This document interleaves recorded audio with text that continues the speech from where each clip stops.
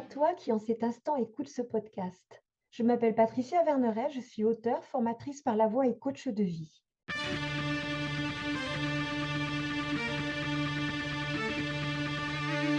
Je t'accompagne avec une pensée du jour sans aucune vérité absolue, mais des invitations. À quoi? À écouter la vie en toi qui veut s'exprimer et t'aider à passer à la suite de ton histoire. La sensibilité, une force ou un handicap? Eh bien, tout dépend de là où tu en es dans ton cheminement intérieur, toi qui m'écoutes. Pendant longtemps, on a confondu sensibilité et sensiblerie.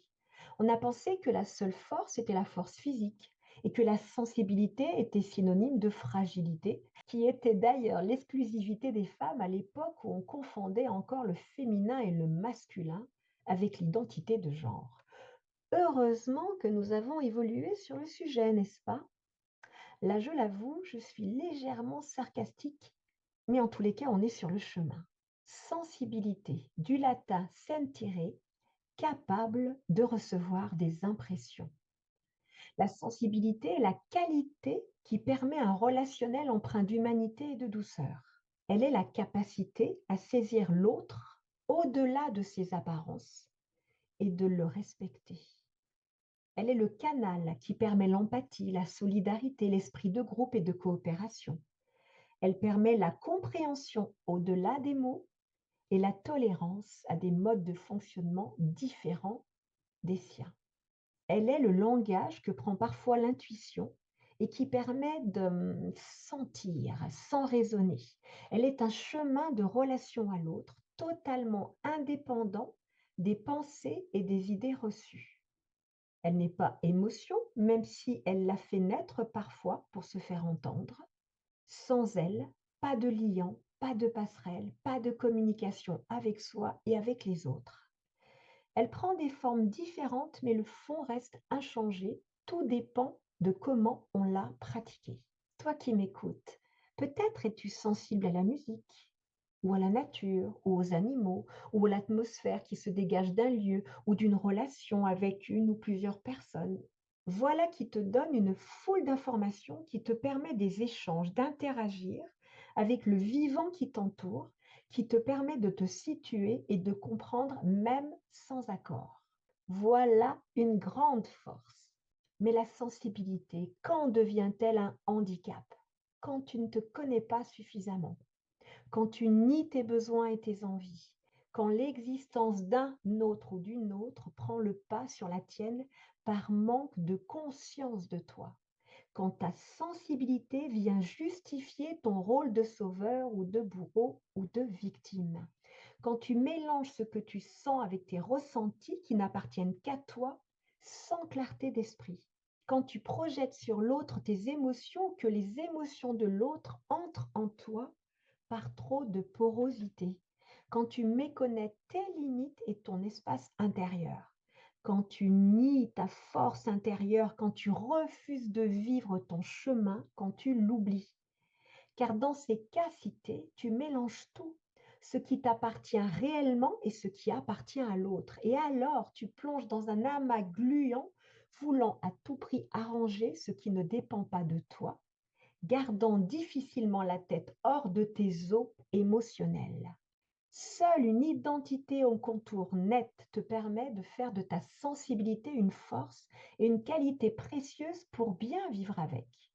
Ne confonds pas le rôle que tu joues avec qui tu es, à savoir un être vivant en évolution constante grâce aux interactions avec ton environnement, qui sait écouter en profondeur ses besoins, ce qui l'anime pour pouvoir choisir ce qui lui convient le mieux et transformer ce qui ne lui correspond pas. Une personne pleinement consciente d'elle-même peut alors vivre sa sensibilité sereinement et trouvera toujours l'énergie pour aider les autres si tel est son désir, mais sans jamais s'oublier. Si tu as toujours étouffé ta sensibilité, la vivre pleinement te mènera à un passage délicat. Tu peux te sentir démuni le temps d'oser interagir différemment de tes précédentes habitudes. La sensibilité se pratique, s'expérimente. C'est comme apprendre à marcher. Il y aura des chutes avant de parvenir à l'équilibre. La vivre et avoir le sentiment de la perdre permet de parvenir à la différencier de ces copies qui ne sont qu'illusions trompeuses. Elles donnent des couleurs et des nuances au monde que tu vois. Et ne pense pas que ta sensibilité t'empêchera de te positionner par rapport à la violence que tu crains de rencontrer. Tu as d'autres ressources en toi pour cela. Ta sensibilité te permettra de le faire sans juger ni tenter de prendre à ton tour le pouvoir sur l'autre, histoire de sortir des luttes de pouvoir pour entrer dans la conscience de ton propre pouvoir. Je peux. Et cela tombe bien à ce moment de l'histoire de l'humanité. Malgré les opposés qui hurlent pour donner l'illusion de monter en puissance, de plus en plus de personnes se rappellent qu'elles ont le choix et semblent prendre une autre voie inédite, que ce soit par lassitude, ras-le-bol de souffrir, étouffé, ou énergie vitale puissante. La survie et sa loi du plus fort n'est plus le seul chemin. Si tu accordes ta confiance à ta sensibilité, peut-être t'aidera-t-elle à te réinventer et à ouvrir tes possibles. Nous sommes tous des êtres sensibles. Reste à s'autoriser à l'être. Toi qui m'écoutes, vas-tu t'autoriser à être un être sensible? Tu décides de prendre ce chemin, je t'invite à laisser du temps au temps. Laisse le temps faire son œuvre. Laisse le temps te permettre d'intégrer tes nouveaux fonctionnements. Laisse-les s'installer petit à petit pour éviter de te perdre au passage dans la peur justement de ce changement. Laisse le temps t'aider dans ta tâche nouvelle. Laisse le temps t'épauler dans l'apprentissage de ta sensibilité. Laisse le temps t'aider à intégrer une sensibilité bien à sa place, qui ne se confond pas avec ton identité profonde. Toi qui m'écoutes, n'oublie pas de laisser du temps au temps. Ce podcast se termine. J'espère qu'il t'aura mis en mouvement pour te rapprocher un peu plus de ton être profond. N'oublie pas, toi seul sais ce qui est juste pour toi-même. Merci pour ton écoute.